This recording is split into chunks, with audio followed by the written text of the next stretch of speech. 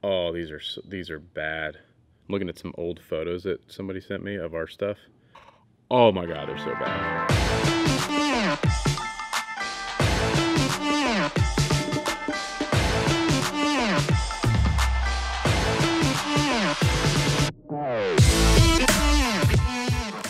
Hey, what's up guys? Welcome back to another video. My name is Beav Brodie, and on this channel we talk about marketing and e-commerce and how to just get more out of your online business. So if that's something that you're interested in, consider hitting the subscribe button. Now this video is gonna be how to take better product photos. This is gonna be part one of a two-part series. Part two is gonna be editing your product photos. And if you haven't used a camera at all and you're very new to this, there's going to be another video on how to take product photos all together, so that might be somewhere you need to start, and I will link it above if that video is available, and if it is, you'll see it right here. If it's not, it'll be out in a week, and subscribe so that you can see that one. But enough of that, let's get into the video. Okay, so the first step of getting these product photos is gonna be planning your shots. I know this sounds like a no-brainer, but it's very easy to just throw stuff out on the table and wing it, and then you get back and you're uploading stuff to the website and you're like, oh my God, I did it. I forgot this one photo. And then you're going back, you gotta set things back up or do whatever and try to get the one shot you missed. So make a shot list and make sure you're checking those off as you go and knowing what angles you need of certain things and all that kind of stuff. So that's step one, is planning your shot always. Okay, step two, your background. It doesn't have to be complicated. If you're shooting clean white backgrounds, which most people are gonna be doing for their website, especially if you sell on Amazon. Amazon requires clean white backgrounds. So it doesn't have to be complicated. It's as simple as a roll of white paper. You don't want to have a bunch of other random props in the shot and things like that, because then that ends up, honestly, becomes a customer service issue. I got the product, but this other thing didn't come with it. And you're like, well, it's because I don't sell the other little thing with it. That was a prop to give you context of whatever. So make sure that you don't have a lot of other distractions in the photo. But the background itself, clean white, it doesn't have to be complicated. It's super simple. It can just be a roll of white paper. If you're shooting something really small, it could literally be like printer paper or white poster board or something like that. But you can see back here, I've got just a roll of white paper on some stands. It's super simple. It doesn't have to be anything more than that. You can get on Amazon for like 30 or 40 bucks or something. So just clean white roll of paper. Okay, step number three is lighting, and this is where people struggle the most, and it's actually way simpler than you think. And you've got two options here. You've got constant lighting, which is video lights like what you see right here. I've got an Aperture 120D with constant on that you would use for video, that you can use for photos. But the problem most people run into with constant lighting like this is you end up with outside light sources. You end up with an overhead light from in your house, and most people's house, for example, is usually somewhere around the 3000 Kelvin mark, which is more of a warm tone. It's what they call soft white on your like box of bulbs that you buy at Home Depot, but it's like 2700 to about 3000 Kelvin. It's kind of a warm tone. And then you pick up a video light or something on Amazon, you know, pretty inexpensive, and it's like 5000, 5500, 6000 Kelvin, which is a daylight balance, which is more on the blue spectrum of light. And then you start introducing warm light from up above, an overhead light in your house, and you've got these blue lights, and then you've got weird lighting going on. The camera is having trouble picking up the different colors because it's casting colors in all kinds of different ways. So what you need to do is if you're gonna use video lights, is make sure that they are all the exact same color light. If you need to unscrew a bulb in your house and put a different one in to match the lights, the video lights that you got on Amazon for like 50 bucks, then do that. But make sure that they're all rated at the same Kelvin. And typically you're gonna be in that 5000 Kelvin range for daylight balance. So that's one tip I have for you with constant lighting.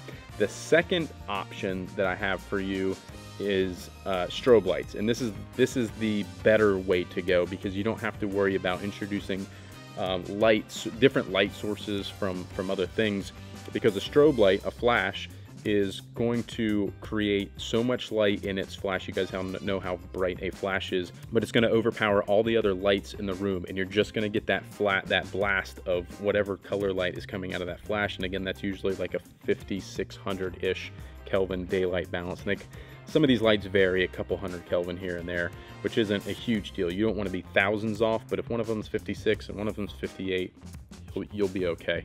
Now, the other thing you need to be careful about, especially when you're buying like less expensive lights on eBay, especially constant and video lighting, is the LED lights. LED lights can be very tricky. They're great because they put out a ton of light and they're not very expensive, but they kind of suck because they tend to introduce what they call color cast, and color casting is like greens and magentas that are coming off LEDs, and you get one panel that's got a green color cast and another panel that has a magenta color cast, and now you got these all kinds of not just blues and yellows but greens and pinks coming in, and it just gets to be a mess. So you're actually almost better with like an incandescent bulb or fluorescent or something like that that's not going to have such a color cast issue as cheap LEDs. The better option is just spend more money. To be completely honest, and I've taken so many photos of our bags in so many different ways with so many different lights, and I hate to say this because I don't want you guys to have to go spend a ton of money, but really, seriously, honestly, you get what you pay for. Ooh. Right? Wouldn't you say? Like, you get what you pay for, and the more money you spend on some of the right equipment, the more it pays off, and the longer it'll last you, and you're not going to be buying new stuff again in 6 months because you realize how much the $50 one on Amazon sucked and things like that. Again, I don't want you guys to have to go spend money, but I do want you guys to get good stuff.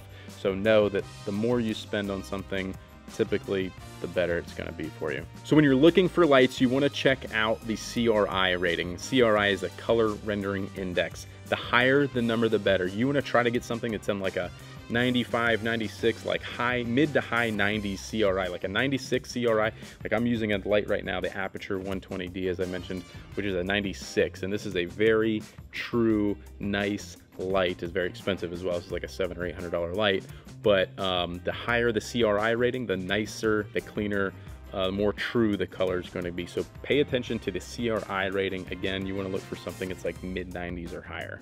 So the next part about lighting is how do you actually light the product to get a good photo.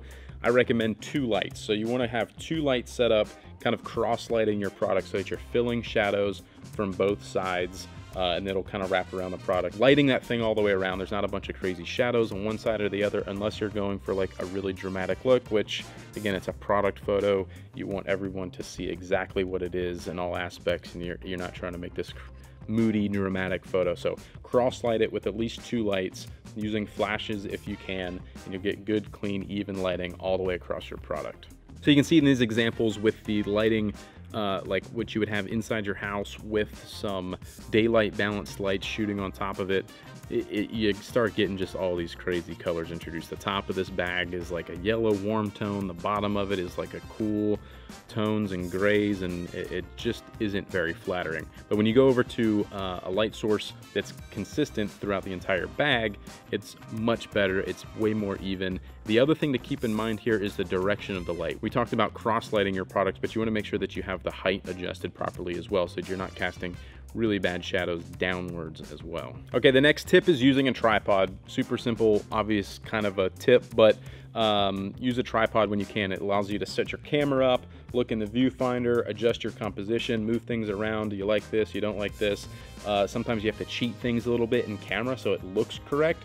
So if you need to prop things up or move things around or tape things up so that they look right, make sure that you do that. It kind of goes along with planning your shots, but putting your camera on a tripod will allow you to kind of go back and forth and check it. Does it look right? Does it not? And all that kind of stuff.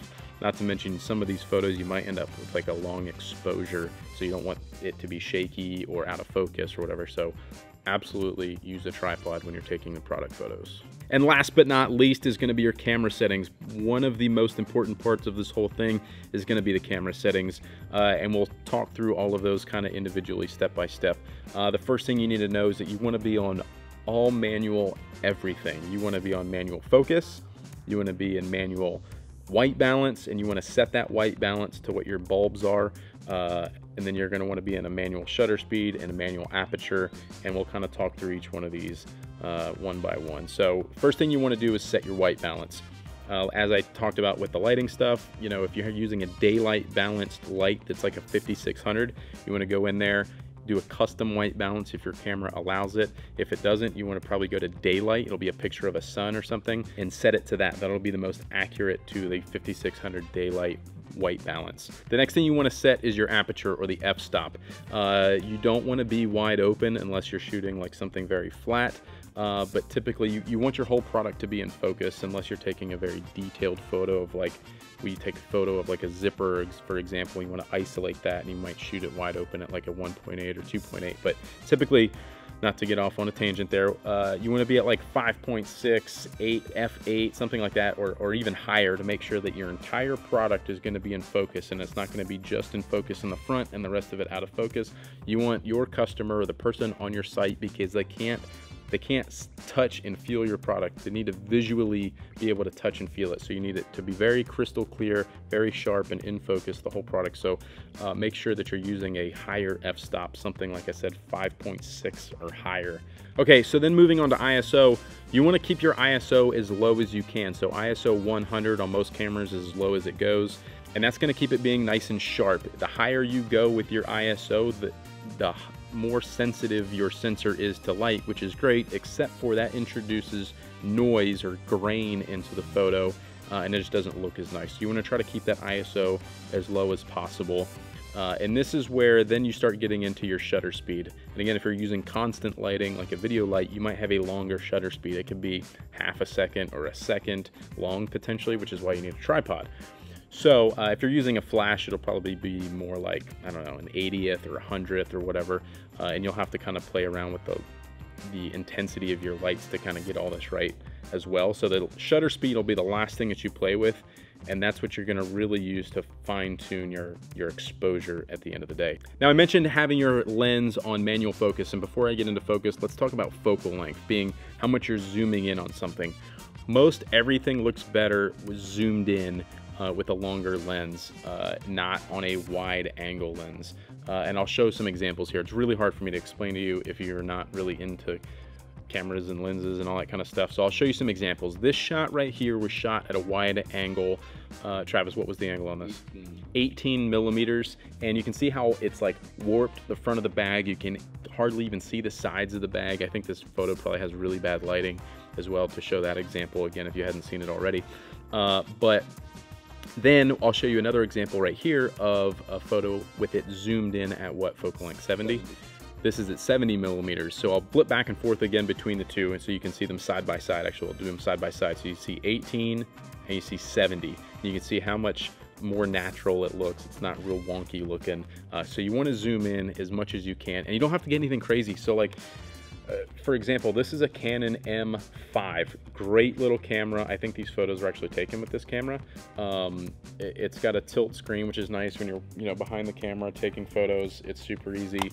This is, I think, I'll put the price on the screen right now because I don't know exactly how much this is, but it's not like thousands and thousands. It's maybe $1,000 at most. Anyways, but the kit lens it comes with is 18, and it goes all the way to 150. 150 was a bit much for us, so we went to 70. Which is like halfway through the zoom range on this lens, but it just looks so much better. So zoom in on your product as much as you can instead of getting really close to it with a really wide angle. It'll be much, much more flattering. And then obviously you want to set your focus, and again, everything is going to be on manual, and this will allow you to have consistency throughout all your photos to make the post processing a lot easier. Again, we'll go over the post-processing and editing and Photoshop stuff in part 2 of this video.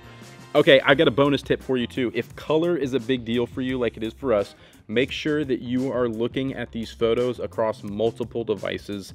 Look at it on your computer screen, look at it on your phone, look at it on an iPad, look at it on someone else's computer screen if you can, just to see. It's amazing how much variation there can be from one person's screen to the next, and we get it all the time. Is this the light tan or the dark tan or the green or the this? And it's very clear and obvious to us, but again, that gets lost across different devices. So look at it on multiple devices and then come up with something in the post-processing that is kind of a happy medium for everything. I know it's frustrating, it's a pain in the butt, but it must be done. All right, guys, that's it. I hope that this video helps you guys make better product photos on your website, and it helps you sell some more stuff, because that's, you know, that's what we're all about here. I'm gonna leave some links in the description for all the equipment that we use, and then some other alternatives as well that maybe are a little bit less money, but still are gonna work well for you. So, side note, we're starting a podcast like tomorrow or something, very, very soon. So subscribe. There's gonna be a video element to this, so it'll be on YouTube, and then it'll be on like iTunes and SoundCloud and all that kind of stuff as well. So make sure you subscribe to the channel if you aren't already. Stay tuned for video number 2, which is gonna be all the editing of photos and all that stuff. I did one before that was like just a clean white background, and I'll link it in the description as well, so you can kind of check that out. But we'll go over that stuff again in part 2 of this little photo tip series. Thanks for watching, guys. See you later. Peace.